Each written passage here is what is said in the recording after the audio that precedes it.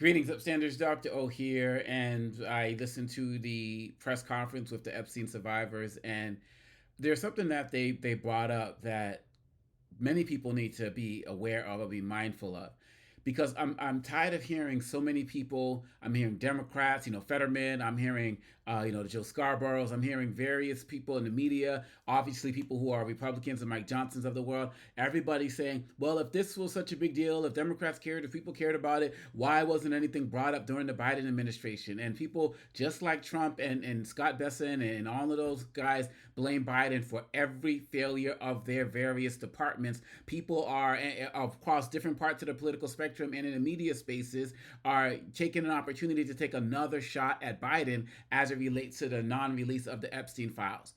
And as Julie K. Brown said, and this is not the larger point, I'm going to get to the larger point shortly. As Julie K. Brown said, who's the expert on all things Epstein related, she said there was an investigation going on during the Biden administration, which partially prevented which prevented the release of any files during that particular time. To be clear, this is the same thing that's going to happen with the Trump investigation that Bondi is launching after the House votes for this measure to pass. They're going to put up an investigation that's going to allow for the Senate to not take it up. So if you had a problem with Biden be quote unquote BS then, make sure you're louder about it now. But here's the other point. As at least one of the survivors said in the press conference, I was listening, so I didn't catch the names. I didn't hear the names. This was a failure of the last 5 administrations, which includes the time when Trump was president before Biden. Now, they didn't bring up this particular woman didn't bring up that point, but I'm going to bring up that point because the speaker talked about how they were failures under Clinton, under Bush, Bush 2, how they were failures under Obama, and how there are failures under the first Trump administration, how there are failures under the Biden administration, and now there are failures under the Trump administration right now. Remember that Jeffrey Epstein died under Trump's watch during his first presidency. And even though that final arrest happened in 2019 or whatever, there were things going all the way back to the early 2000s. So, or at least the mid 2000s. So people knew about things that were going on from the beginning. So why is it, especially since Trump had a whole presidency before Biden, that people are taking this opportunity to throw more shots at Biden and bring up the fact that because they didn't do anything, that there should be nothing to see here? A lot of these Democrats who are involved in this, like Garcia, they weren't around in the positions that they had when Biden was president. So it's irrelevant to bring that up.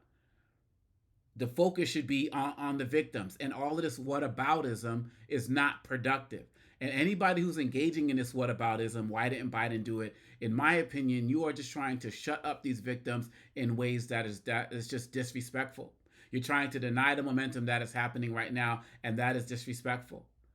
And on top of that, you absolve all of the presidents beforehand who failed these women through their work or lack thereof. And that's a problem. And so I have to question anybody that questions that. Julie K. Brown has made it clear as to why these documents weren't released under the Biden administration, whether we like it or not, which I don't. That is what it is. So there's no reason for people to continually engage in trying to, take more shots at Biden unless you're going to bring up everybody. This is a bipartisan effort. This is a bipartisan failure of these victims.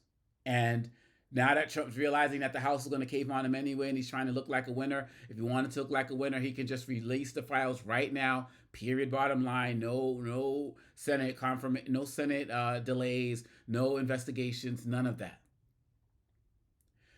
I also want to say that this administration now is failing other sex trafficking victims because they devoted so many resources to immigration crackdowns that people who are trying to file real complaints now about things relating to sexual trafficking and other forms of sexual harm, they're being told that these officers don't have enough investigators to look into it right now. So this is and look, people still want to ask the question, why is Trump doing this? And people are saying he's trying to hide his donors and everything. Trump has always looked out for himself. So If that's what people want to say until the files come out, fine, say that. Do what you got to do. But the fact of the matter is that we've never seen him work this hard for anybody else but himself, and that's real as well. So I applaud Ro Khanna, Massey, Green, and others who have been on the right side of history as it relates to these Epstein files. And I wish that people would stop trying to point this finger at Biden, and devote some attention to the fact that this has been something that's been happening under multiple administrations. This country is still failing victims of sexual assault and abuse and rape. They are still failing them every single day. These survivors are empowering so many people, including one woman who was not there the last time they had this press conference. And we need to band together in uplifting these women and call for accountability, regardless of who it comes from, regardless of how the calls are made. This is not a Democrats should shut up because they didn't say anything when. It's not about that right now. And anybody who engages in that, especially after this press conference, which I encourage everybody to go back and watch, is really not interested in putting out these files, and is really trying to just shut this case down again. And I think that's problematic, and it's disrespectful to the women. And also shout out to the women who indirectly called out Megyn Kelly, who basically talked about, sex with teens who are under 18 isn't pedophilia. I'm not going to parse this whole 14 versus 15 and all that other type of stuff. Maybe she would be afraid of a lawsuit because Kelly is a lawyer, even though as a lawyer she should have known better herself. But shout out to her for doing that as well. These women are standing up. They're standing strong. It sounds like they're forming a political action group as well. And people need to watch out for what they're about to bring to the world. But we all need to get behind them right now and support them in ways that don't engage in whataboutism or calling stuff hoaxes and all of that other type of stuff. These women were failed by all of the past administrations going back to Bill Clinton, including 2 Trump terms, when he's failing them right now. Call that out. Accuracy matters. Let's speak that truth to power, and let's just speak truth in the spaces that we're in. Let me know what you think. Hit that like and subscribe. Let's get to 25,000 subscribers. Be sure to get that best-selling book, Lies About Black People, How to Combat Racist Stereotypes and Why It Matters. You all take care, and let's continue to support these survivors so they can turn into thrivers. Peace.